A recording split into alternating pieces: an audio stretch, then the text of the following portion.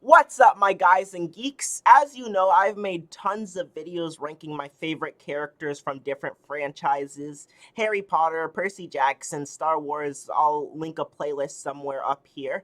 But today I've decided to go a step beyond, and today I'm going to rank my favorite fictional characters of all time from A to Z.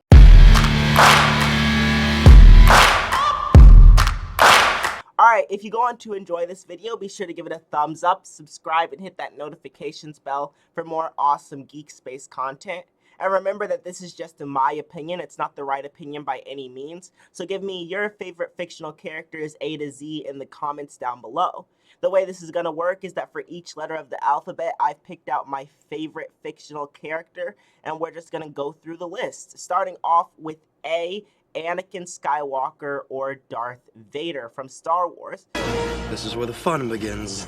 And Anakin is just such an interesting character because you get to see how really the Jedi Order failed him. You get to see how, because the Jedi Order denied him connections to loved ones, how the Jedi Order told him to stifle his emotions and ignore them rather than accepting them and learning to process through them, and how, because Palpatine was manipulating him and twisting him every step of the way, he turned to the dark side and ended up ultimately losing everything because of the way the Jedi Order failed him and because of his own inability to let go of those close to him. If you're not with me, then you're my enemy. But also just becomes such an iconic villain as Darth Vader and has such an incredible redemption story in the original trilogy with his son, and just one of the best fictional characters of all time. Be careful not to choke on your aspirations, Director. Followed up by B is Batman. You're not brave. Men are brave. And Batman is just, he's simply iconic, possibly the most iconic superhero of all time. From his backstory to the way you get to see him grow and develop as a person from this incredibly broken and flawed individual who honestly is kind of taking out his darkest impulses and his darkest rages on society as Batman. And you get to see how by the process of getting sidekicks and those people becoming like family to him, by the process of joining the Justice League and learning to work with partners and people who work alongside him, he's able to grow and develop as a person, particularly the DC animated universe version voiced by Kevin Conroy, whose voice acting is just absolutely immaculate in the DCAU. But that version of Batman is just able to go through such a journey in his lifetime, and you get to see how the events of his past define him, but how he's able to expand beyond that and still become the hero that the world needs. I am vengeance. I am the knight. I am Batman. But next up for C, we've got Captain Rex from Star Wars. In my book, experience outranks everything. And Rex is just, he's an incredible character, undoubtedly. You get to see his loyalty and his dedication and his strength and his courage throughout the Clone Wars. But to me, what really elevated him to this level was in Season 7 of Clone Wars, getting to see his reaction to Order 66, getting to see how hard he fought against it, how deeply and clearly he didn't want to turn against the Jedi, and how once his programming was removed, once the chip was removed, how much it hurt him to have to fight against his fellow clones, and how much he desperately didn't want to hurt them because he knew that it wasn't their fault. But he just gets such a compelling arc in that last season and such a compelling moment of going through Order 66 that he becomes one of my favorite characters. Ahsoka, it's all of us. For D, we've got Deathstroke, particularly from the CW Arrow. You think I won't get out of here? And what they do with Deathstroke in that show is they take a character who's often a Titans or Batman villain, and they're able to so smoothly transplant him into being a Green Arrow villain.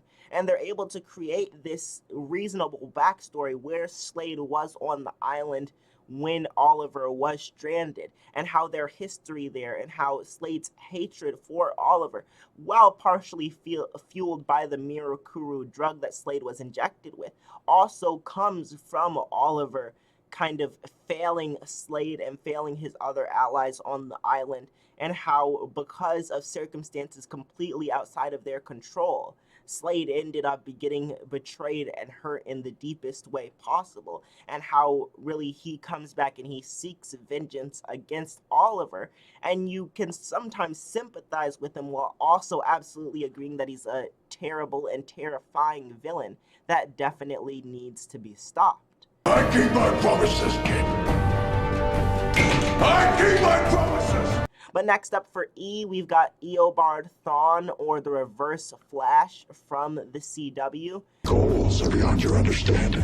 And Reverse Flash has to be one of my favorite comic book villains of all time, just from his incredible rivalry with and hatred for the Flash, and how much he drives himself to these incredible measures and incredible lengths just to get revenge against or just to hurt Barry Allen, and also how ridiculously calculated and methodical he is in the measures he goes to accomplish his goals. How he's not afraid of waiting a decade or waiting months or waiting years in order to achieve his goals or his ends, because he's planned everything out to the most minute detail, and he knows that everything is going to work out for him in the end. So just a fascinating villain for the Flash. Now who's the villain, Flash?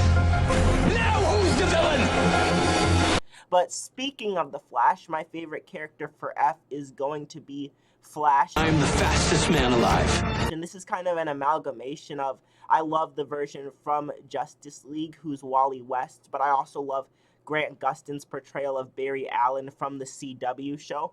But just the Flash is always an interesting character, whether he's more of the comic relief and the heart of the team as we see in Justice League, or whether he's more of this character who's got this incredibly tragic backstory with Barry Allen's version, and who has these incredibly emotional moments when he goes back to the time of his mother's death, or when Zoom kills his father right in front of him. And just getting to see those emotional moments makes him such an interesting and amazing character. No. But next up for G, we've got Green Goblin. Too weak to send me home to die. And this is kind of a combination. I really love the Green Goblin from the Spectacular Spider-Man animated show, but also the Goblin played by Willem Dafoe from the Raimi trilogy and then No Way Home. I think just what really elevated him was getting to see him in No Way Home and seeing him pushed to these utterly unhinged limits, but really getting to see that central depth of how Green Goblin is to Spider-Man in a lot of ways what the Joker is to Batman. The character that's trying to break Spider-Man's morality, break his moral code, and push him beyond his limits, push him to where he should not go, and bring him to the darkest parts of Spider-Man and who Spider-Man is. And just the way Green Goblin tries to do that and keeps sinking the knife in and twisting it deeper and deeper into Spider-Man just makes for an incredibly enjoyable and interesting watch. Attaboy. But next up for H, we've got Harry Potter. Expecto Patronum! And this is definitely from the books. Nothing against the movies, they're great, but Harry Potter from the books is just so much more enjoyable in my opinion. From the incredibly interesting backstory and the incredible connection with Voldemort and the way that plays out, to also his own growth and development as a character throughout the course of the 7 books, and getting to see him go from this scared, confused kid who's never really experienced love before, to someone who loves his friends and loved ones so much that he's willing to lay down his life and die for them in order to defeat Voldemort. And just getting to see how he goes on that journey and builds and develops over the course of years makes him one of the greatest fictional characters of all time. But I am the chosen one.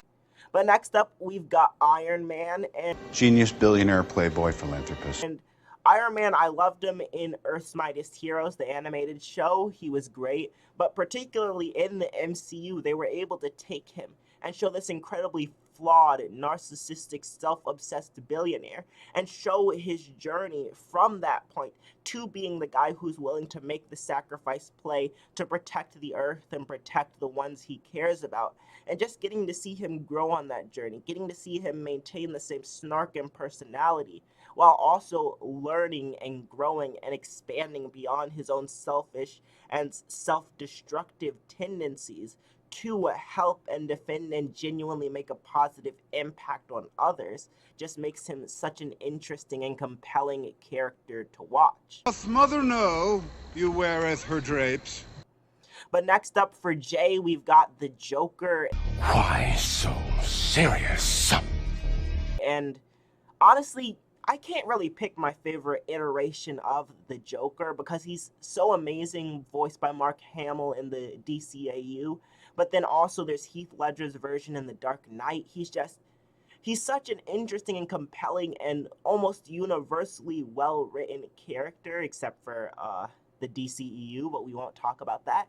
But Joker is just such a great foil to Batman. And I think what a lot of projects do well is they make sure to define him as a foil in some way. Whether it's chaos versus order, whether it's good versus evil, whether it's morality versus sheer depravity. And just the way he keeps trying to push Batman beyond his limits, push Batman beyond his code, makes for an incredibly interesting watch. Let's put a smile on that face. But next up for K, we've got Kid Flash from Young Justice particularly. No way! Today is the day! And what they do with Wally in that show is they take him from being this fun, enjoyable comic relief character to, by the end of season 2, a person that you really care about, and you get to see how he's matured and grown over the course of the show, to the point where you're incredibly upset when he does sacrifice himself in the end of season 2, because you've come to care for and enjoy the character so much. We heard that! Dang it! Next up for L, we've got Leonardo from Teenage Mutant Ninja Turtles. Could be an adventure around this corner, or this one, or this one. It's particularly the 2012 version, and over the past few years, Leonardo has slowly become one of my favorite Ninja Turtles.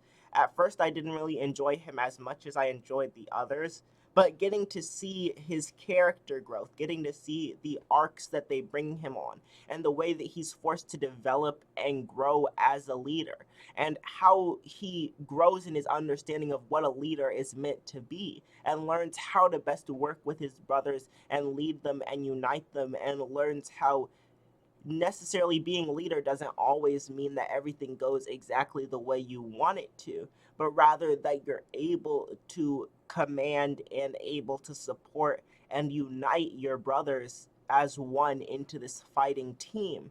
And just the journey that he's able to go on as he learns to be the best leader that he can be is just incredible to look at.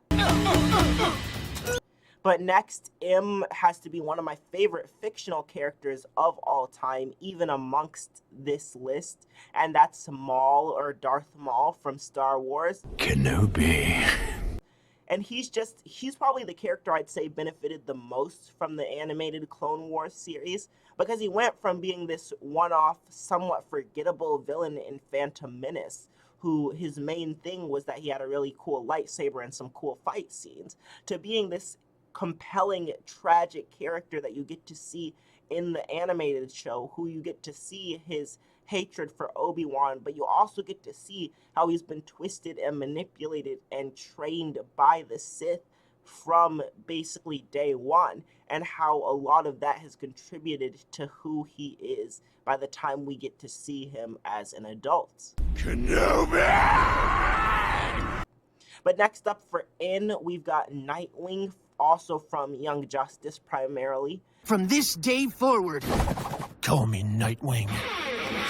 And Nightwing is just such an interesting character because you get to see him grow from Robin, who really is just another younger copy of Batman who's being trained and developed and looks to be on the same trajectory. But you get to see how there's that point where he realizes that he doesn't want to be Batman, that he perhaps never can be Batman, and how he chooses to define himself and refine who he is and differentiate himself from Batman. And while he's still a hero, he's a different kind of hero and takes a different approach to things as to what Batman does. But next up for O, we've got Obi-Wan Kenobi. Hello there.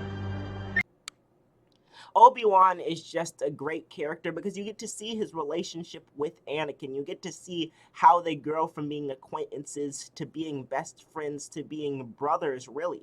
And you get to see how, because the Jedi Order and the Jedi Council are so flawed in their mindset and the way they approach things, how that allows Palpatine to drive a wedge between this relationship and how it leads to Anakin's downfall, and how Obi-Wan feels like he failed Anakin, and to an extent did, but also you get to see how the failings of the Jedi Order as a whole allowed for this beautiful friendship to be so utterly devastated. It's over, Anakin!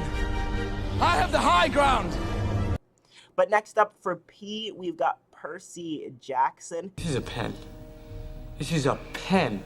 And Percy's just a great character because he's so fun to watch, and you get to see him develop and grow and learn and build as a hero over the course of the series.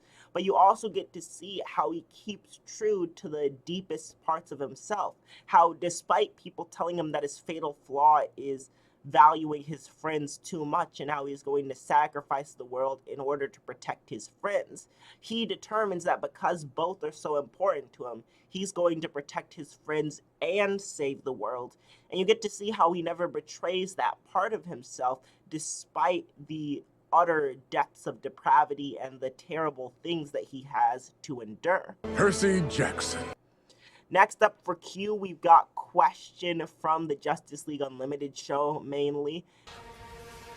I know there's a connection. Don't think I won't find it. And Question is just so interesting because he's this conspiracy theorist that everyone writes off as a bit of a nut job, but he's actually incredibly intelligent and probably one of the greatest detectives in the world.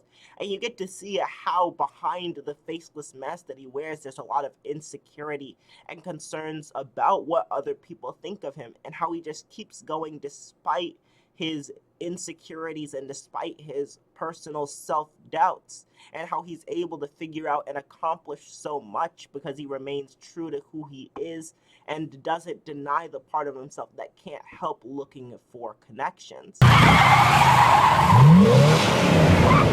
Figured I'd cut out the middleman. But next up is Red Hood.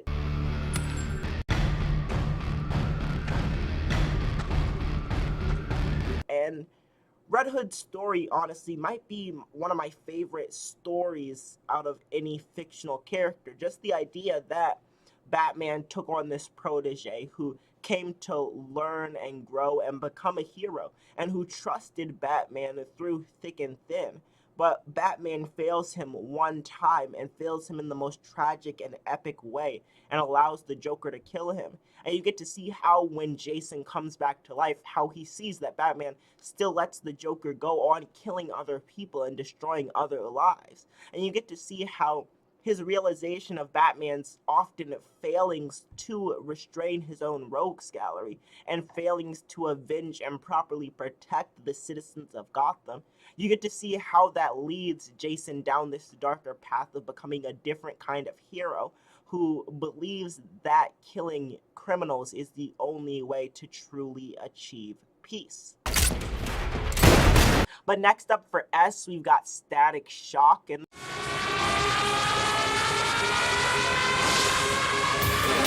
this is a bit of nostalgia bias talking. As I said in my top 10 animated shows, which I'll link somewhere around here, Static Shock is the show that my dad introduced me to. That's the superhero my dad chose to present to me and my brother.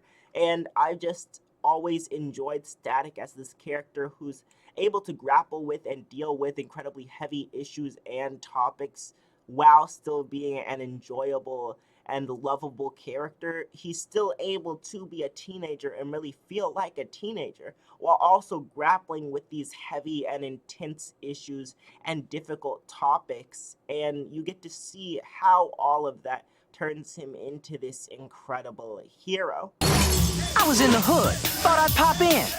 But next up for T, we've got Thor, and this is specifically the Infinity Saga Thor from the MCU. Yes! Because I feel like after that, they completely lost the idea of what Thor is supposed to be.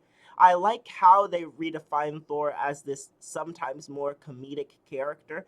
It makes sense, after all, he's lived over 1,000 years. He's lived so long that by that point, not much is going to bother him. But you also get to see how he slowly and systematically over the course of his time in the MCU loses basically everyone he cares about. You get to see how his friends die, his home planet dies, his mother, his father, his brother. You get to see how all that's stripped away. And in Infinity War, you get to see how that redefines him and how he becomes a much more tragic and much less humorous and more vengeful character. And you get to see how he takes failure in Endgame. And while maybe they did push Fat Thor a little too far, I still found it interesting and compelling to see that that's how he coped with the failure, the utter loss of what happened, what Thanos did, and how that defined him. You die for that. Next up for you, we've got Ultra Humanite. Oh, come on, I'm wearing the beard. You don't want to scare the kids, do you? The indignity. Particularly from Justice League. Not a lot of you characters, but Ultra Humanite's still a fun and interesting character, and you enjoy getting to see him put one over on Lex Luthor and the other bad guys, or on the Justice League in different versions, and just like that Christmas episode where he helps Flash recreate the toy that Flash is trying to bring to the orphan children. And just getting to see the more compassionate side of the character and getting to see how in a lot of cases he's not a particularly violent individual despite being a massive gorilla with a supersized brain, and just he's a fun character to watch. I did it for the children. I welcome any opportunity to bring culture to the uncorrupted. But next up for V, we've got Venom. We are Venom. Particularly the Spectacular Spider-Man version, just getting to see his bond and his friendship with Peter Parker, how he's honestly one of Peter's only real friends. In that show particularly, Peter's only really got Gwen, Harry, and Eddie. And you see how as other characters begin to pull away, how Eddie is left with Peter as his closest friend, and how Eddie begins to feel betrayed on all sides by Peter and Spider-Man. And once he bonds with the symbiote, and once he realizes that Peter Parker is Spider-Man, you get to see how that bond, that love, that friendship turns to hatred and utter disgust, and how Venom is willing to go to such levels to destroy Spider-Man just because of that deep and incredibly personal hatred. For W, we've got Winter Soldier. You're my mission. And Winter Soldier is a lot like Red Hood in that he was a character who was the sidekick to a superhero, Captain America, and how he kind of got broken and was left behind, not intentionally, but ended up being left behind and used by Hydra, being brainwashed by Hydra to the point that he becomes Captain America's enemy, and just getting to see his arc as he rediscovers himself and regains his memories makes it so interesting. Next up for X, we've got Professor X from the X-Men. That's a lot of X's. Very carefully, my friend. Killing Shaw will not bring you peace. Peace was never an option. But Professor X is just an interesting character because you get to see his friendship with Magneto. And you get to see how, depending on the version, they're either friends who are just on such opposite sides that they can never really reconcile that, and how they really care for each other and love each other despite consistently fighting against each other, or they're just old friends who respect each other and have such a deep found respect for each other that they're able to change their minds and talk and develop and grow, each of them separately as characters, because of the amount of respect and love they have for the other. So just a great dynamic. Oh, not if we risk our lives doing so. But next up for why, we've got Yellowjacket from Avengers Earth's Mightiest Heroes. Be careful, little wasp. I have a nasty sting too. So this is the Hank Pym version of the character. And it's just so interesting to see how he goes from this incredibly idealistic pacifist, and how during his time with the Avengers, through the course of things like accidentally creating the threat that is Ultron, you get to see how his worldview is demolished and broken down, and how eventually that leads to a complete mental break and leads him to become Yellowjacket, and how he takes on this entirely new personality and persona because he feels like his original mission so utterly failed. Right? I'm finding that life's more fun without one. But last and certainly not least, for Z, we have Zemo, Baron Zemo, particularly from Earth's Mightiest Heroes, but also from the MCU and other projects. Captain America. It's been a long time. And Zemo is just so well able to maintain a rivalry with the Avengers. You get to really feel that he hates the Avengers. He hates Captain America. He hates what they stand for. And how, no matter the interpretation, no matter the reason why he hates them, you get to see how dedicated he is to bringing them down, and how incredibly dangerous an intelligent person dedicated to your destruction can be. I don't want to have to hurt you. I do. But alright, those are my greatest fictional characters from A to Z. If you enjoyed this video, be sure to give it a thumbs up, subscribe, and hit that notifications bell for more awesome Geek Space content. And be sure to give me your favorite fictional characters in the comments down below. If you don't want to do all A to Z, then just give me a few of your favorites and let me know what you thought. But alright, if you want to see me rank all the MCU shows and movies from worst to best, you can click on this side of the screen. And if you want to see me rank all the MCU heroes from worst to best, you can click on this side of the screen. But you've only got 3 seconds because this video is about to end. Adios!